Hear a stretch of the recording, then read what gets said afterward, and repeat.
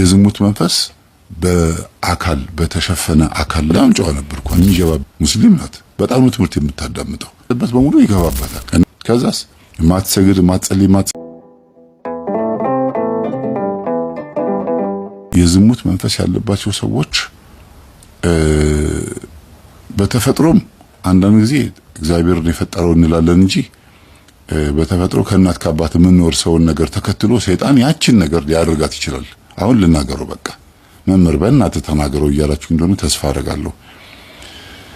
እኛው ራሳችን ምን ጨምርበት ባድ ነገር የተነቀሰ ሰው ንቅሳት ያለበት ሰው በአንድም በሌላ መንገድ የዝሙት መንፈስ ይኖርበት ይችላል። አለበት የሚለው ነገር ራሳችሁ ነው የምታውቁት። አለብኝ ወይስ የለብኝም? ንቅሳት ያለባችሁ ሰዎች ይሄንን ራሳችሁ ተናገሩ። ያንገትም ይሁን የግንባር ንቅሳትም የእጅ ላይም በተለይ ደብተራዎች ንቅጃቸው ላይ ንቅሳት ካለ ዘማዊ ናቸው፣ የዝሙት መንፈስ አለባቸው ማለት ነው። በጣም ከባድ ነው። የስርማሽ ቅጠል በጣሽ ሆኖ ንቅሳት ያለበት ከሆነ የዝሙት መንፈስ በጣም ከባድ መንፈስ አለባቸው። ለሰው የሚመስለው በንጽህና የሚኖሩ ነው፣ ግን እኔ ብዙ ቦታ ስላጋጠመኝ ነው ይሄ ነገር። እንደገናም ደግሞ የእናቱን ስም ይነቀስ የሚስቱንም ስም ይነቀስ ብቻ ምንም ታቶ ያድርግ ምንም ያድርግ የዝሙት መንፈስ ይስባል ነው ትልቁ ዋናው ዓላማ። ይስብባችኋል። ዘማዊ እንድትሆኑ የመገፋፋት እድል አለባችሁ ማለት እንኳን ይከብዳል፣ ግን ዘማዊ ናችሁ እስካላልኩ ድረስ ጥፋት የለብኝም። ግን የዝሙት መንፈስ ይስባል።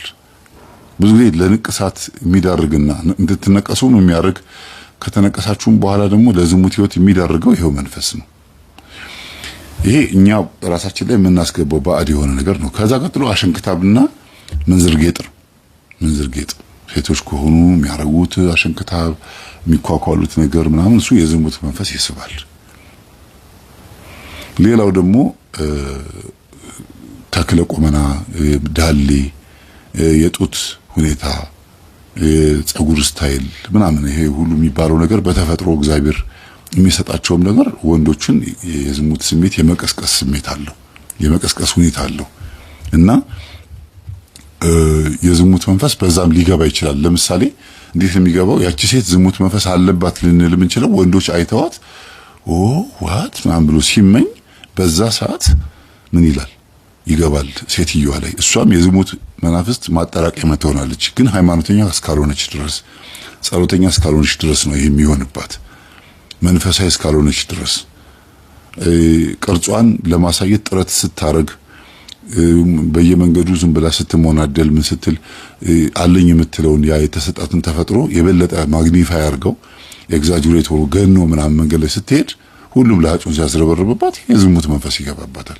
የስንት ሰው የብዙ ሰው የሽማግሌውም የወጣቱም የምኑም የባለትዳሩም የላጤውም የሱሰኛውም የሁሉም መንፈስ የመጠጥም ይሁን የዝሙት መንፈስ ሱስ ያለበት በሙሉ ይገባባታል።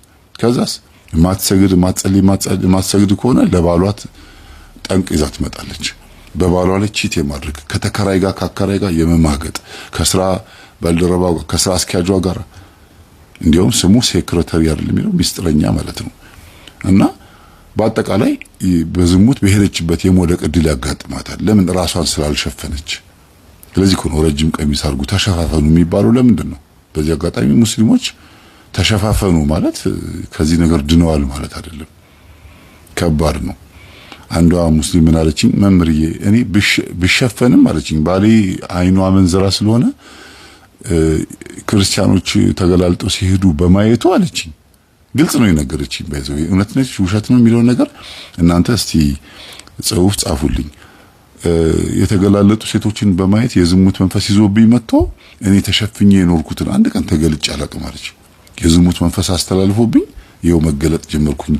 እንደተሸፈንኩኝ ሆኜ ግን ካገኘሁት ወንድ ጋር ተኛለሁ። እኔው ራሴ ቅብጥብጥ ያልኩ ሰው ሴት ሆንኩኝ እና የዝሙት መንፈስ እንደዚህ ነው የተላለፈብኝ አለች። ይሄ ሃይማኖትን መሳደብ ምናምን ሊመስላችሁ ይችላል፣ ግን አይደለም። እኛ ክርስትና እምነት ላይ ስንፍና እንዳለ ልትነግረኝ ይፈልጋል። ለምን ደሞ አትሸፋፈኑት ነው አባባሏ እሷ።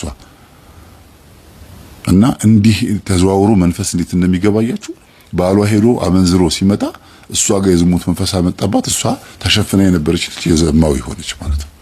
በጣም ጨዋ ነበርኩ አለች። ሙስሊም ናት። በጣም ነው ትምህርት የምታዳምጠው። እና ወደዚህ ስመጣላችሁ የዝሙት መንፈስ በአካል በተሸፈነ አካል ላይ የሚገባበት ሁኔታም ይኖራል። እንደገናም ደግሞ ገላልጠው ሲሄዱትማ በቃ እንዲያውም ምንድነው ገሃድ ነው የሚባለው አይደለም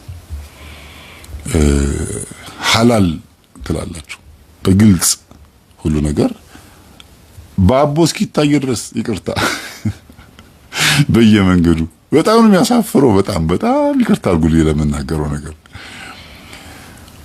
ይበስማ ክርስቲያን መሆናችን አንገት ላይ እንደ አያሉ ማይሆን ልብስ አለባበስ ለብሶ አይና ቀና ብዬ ሳይ ማተብ ሳይ እፍር እላለሁ። በቃ ጌታው ይቅር በለን። ለምን እነሱ እኔ ጻድቅ እነሱ ኃጢአተኛ ሆነው አይደለም ሃይማኖት በሚለው ጉዳይ ላይ በቃ በጣም ውስጤ በጣም ይላል።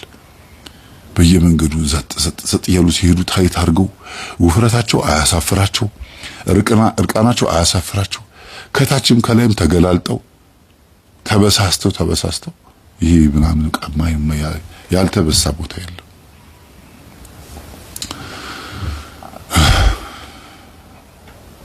እንዲሁም እግዚአብሔር የሰጠን ቀዳዳ አስቸግሯል። እንደገና ደግሞ ሌላ መበሳት ከባድ ነው እና ይሄ እየተጠጋው ነው እንግዲህ እየተጠጋው ነው ለዝሙት የሚዳርጉ ነገሮች። ሌላ በአባባል ደረጃ የሚባሉ ግን ሰይጣን በዛ ውስጥ ገብቶ ስራ የሰራባቸው ጥርሰ ፍንጭት ሴቶችም ሆኑ ወንዶች ለዝሙት መንፈስ የተጋለጡ ናቸው። ለምን ትኩረት እንደሚደረግ አላቅም። ሰይጣን ይሄንን ነገር በዝሙት ለምን እንዳገናኘው ይባላል። ጥርሰ ፍንጭት የሆኑ ሰዎች የዝሙት መንፈስ አለባቸው ልል አልችልም፣ ግን ለዚህ ነገር ይዳርጋል ይባላል። ለምን እንደሆነ እኔ አልደረስኩበትም። ይሄ ነገር እናንተም አጥሙት።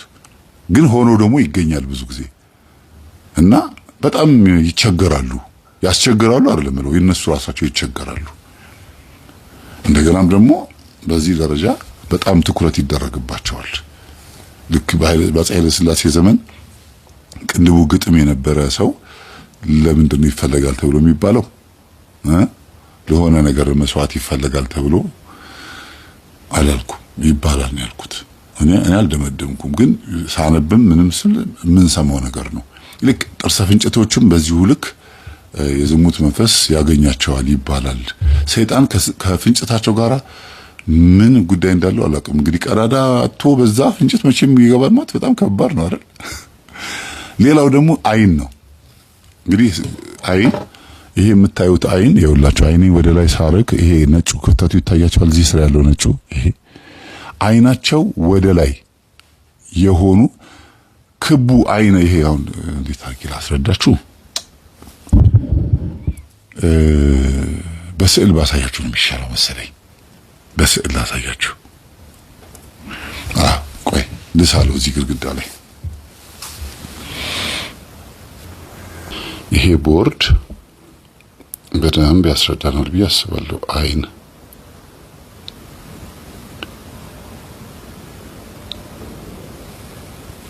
ይሄ አይን ነው።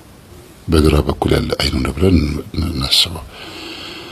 ኖርማል የሚባለው አይን የዝሙት መንፈስ የለባቸውም ብሎ የሚያስቡት ጥቁሯ እንደዚህ ስትሆን ነው። እንደዚህ ሲሆን ነው። ዘማውያን ናቸው ተብሎ የሚታሰቡ ሰዎች ደግሞ አይናቸው እንደዚህ ሲሆን ነው። እዚህ ጋር ክፍተት ይኖራል ማለት ነው። ይሄ ነጩ ክፍተት ይኖራል ማለት ነው። ይሄ ጥቁር ነው። በቃ ይሄ እንደዚህ ቅልም ይላል እና የዝሙት መንፈስ አለባቸው ተብሎ ይታሰባሉ። እንግዲህ ይሄ ይባላል አይባልም እውነት ነው አይደለም የሚለውን ነገር ራሱ ይሄ አይን ምልክት ያለበት ሰው አይቶት ነው ሊያስብ የሚችለው ማለት ነው። እና ይሄንን ለማለት ነው የፈለኩት። እና ምንድነው በፒክቸርም ይሄን ነገር ማየት ይቻላል፣ በስዕልም ማየት ይቻላል። ምንድነው እግዚአብሔር ሊያመለክተን የሚፈልገው ነገር ቢኖርም ግን ተፈጥሯችን እንደዚህ ሆነ ስለተፈጠርን ዘማዊ እንድንሆን አላደረገንም እግዚአብሔር። ግን ሰይጣን ምን ያደርጋል? እንደዚህ አይነት አይን ያላቸውን ሰዎች እንደዚህ አይነት ባህሪ እንዲኖራቸው ጸባይ እንዲኖራቸው አረጋለሁ ይላል። እንደዚህ የሆኑትን ሰዎች ይሄ አጭር የሆኑ ሰዎች ባህሪያቸው እንዲህ ነው ተብሎ እንዲገመት ያደርጋል። ረጅም የሆኑ ሰዎች እንዲህ ናቸው። ልክ ሞጣ እንዳለው አይኑ ትልልቅ የሆነ ሰው ጅል ነው ምንድነው ሞኝ ነው ያለው። ልክ የአካላችን ያለውን ተፈጥሯዊ የሚታየውን ነገራችንን ወደ ባህሪ ወስዶ መለጠፍ እንደማለት ነው።